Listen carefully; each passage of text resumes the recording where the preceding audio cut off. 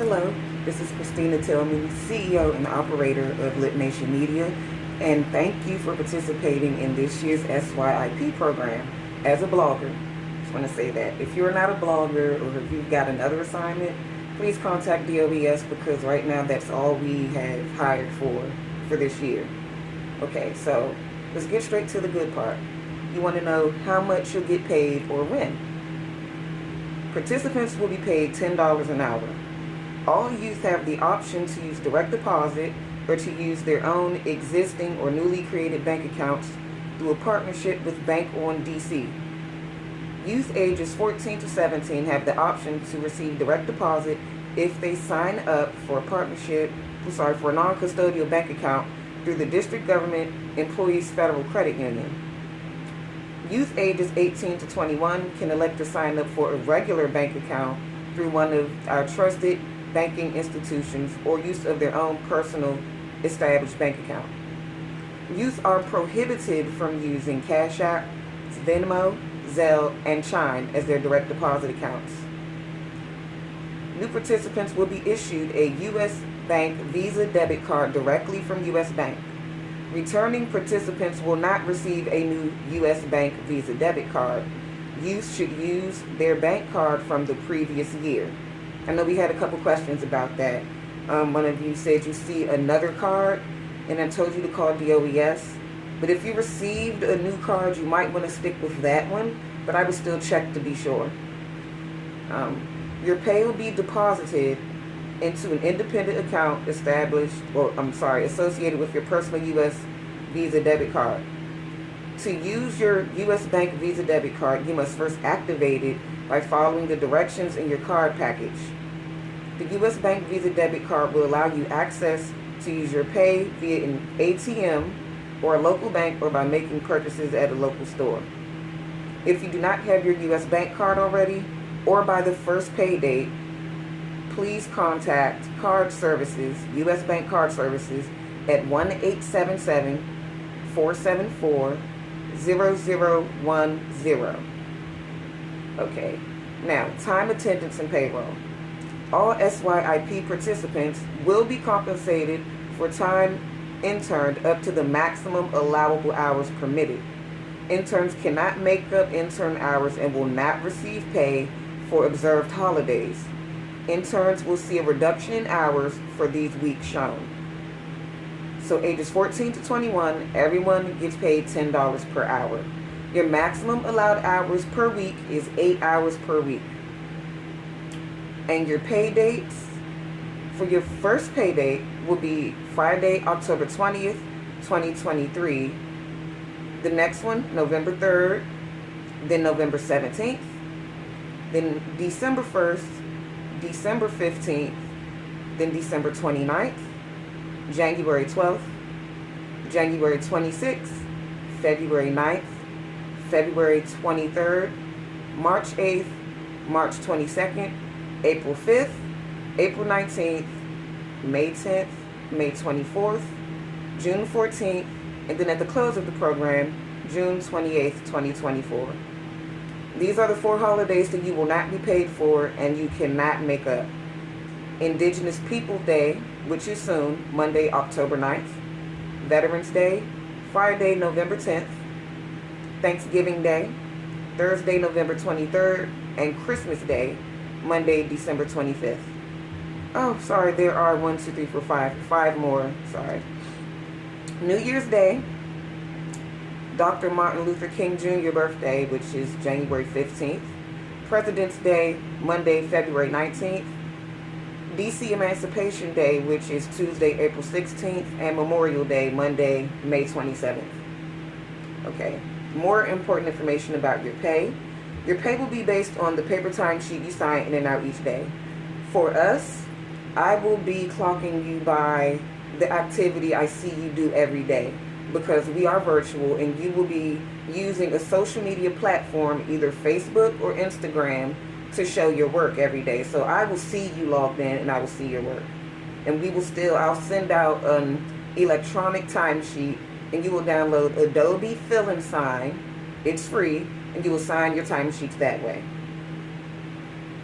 You will only be paid for the time that you interned. You will not be paid for observed holidays and they're outlined above. In this case, you will receive 6 hours for a week that a holiday falls in. On payday, your pay will be deposited onto your bank card, and remember, no Cash App, no Zelle, no Venmo, and no Chime. Okay. If there's a payroll resolution that is necessary, you will double check to see if there's really an error on your end. I'll check on mine.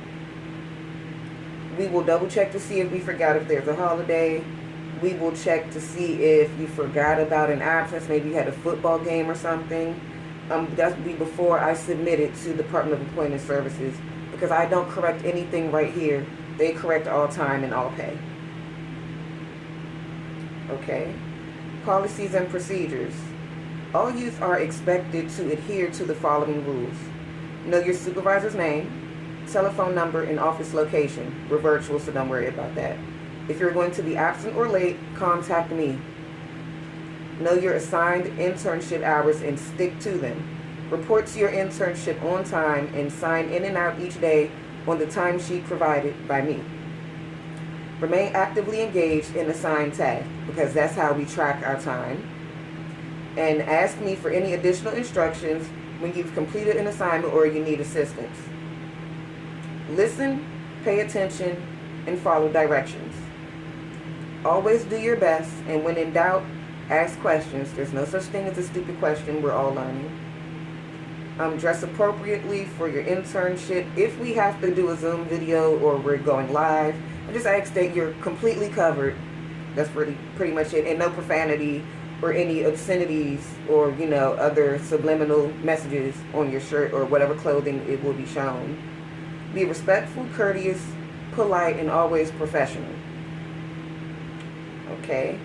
Participants can be terminated from their SYIP program position when they're absent for more than 3 consecutive days with no communication with me. I determine if you have been absent too frequently or if you're establishing a pattern of absenteeism, then I may have to report you as, being dropped from my program. If you would like to transfer, if you feel like this isn't, the place for you, that's totally fine. This is a point in life where you're figuring out what you really want to do with yourself anyway. So if you would like a transfer, these are the only way that those circumstances will apply. There's a safety issue, and the youth must provide a police report. You'll do that with a guardian or, another adult. A health concern, you must provide a doctor's statement, or site closure or other extenuating circumstances. If your school, how can I say this? This is another reason why we're virtual, because I don't want you guys to have to go through a safety issue like, going from school then to a physical location and then home, because there's a lot of crime going on, and I don't want you guys going through, neighborhoods and traveling places you don't need to go. Termination procedures. I may request that you be removed as a participant if you show too much absenteeism or if you don't follow the rules, as well as social media.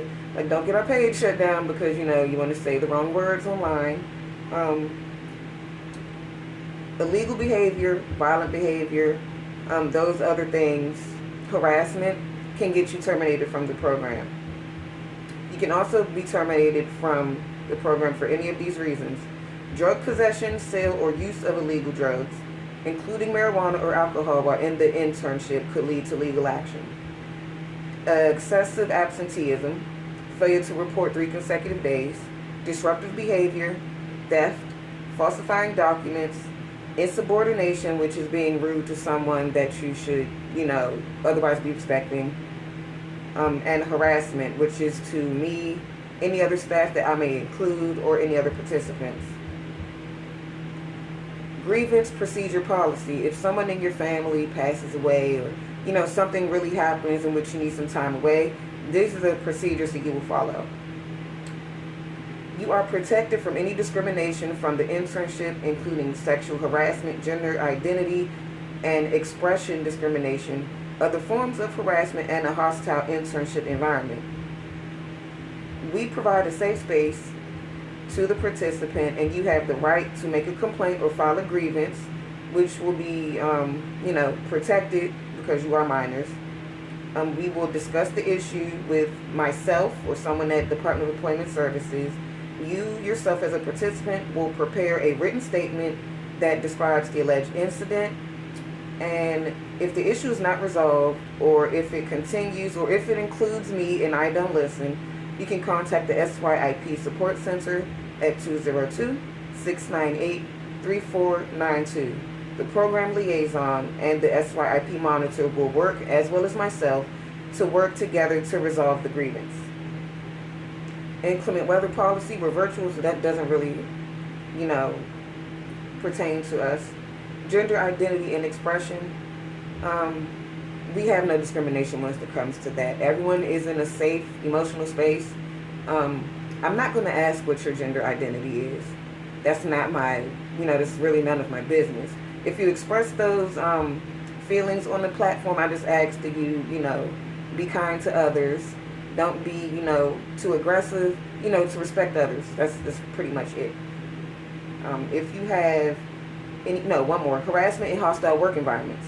All harassment and actions that create a hostile environment, in person or virtually, based on gender identity or expression, shall be prohibited. The following behaviors may constitute evidence of unlawful harassment in a hostile environment: deliberately misusing an individual's preferred name, form of address, or gender-related pronoun. If someone says they're a he and you keep calling them she, or they're a she, you keep relating to them as a, that is, considered harassment or a hostile work environment. If you're causing distress to an individual by disclosing to others, that other person's sexual preference, then that is a form of harassment or hostile work environment as well. If you're posting offensive pictures and sending offensive electronic communication, which is DMs or, posts online, that is also harassment and a hostile work environment. Now, in the next video, you will get into your actual job description. And I'll close this video out with letting you know who you can contact for more information for participating in this program. Anything concerning our work, you can contact me, Lit Nation Media Inc. You can Google for information, but our address is info@litnationmedia.com. Phone number 202-878-3384. And for DOES, you will contact the Summer Year Internship Program. Their phone number is 202-698-3492. And their email address is youthjobs, youthjobs.dc.gov. And of course, we look forward to working with you. Look out for the next video.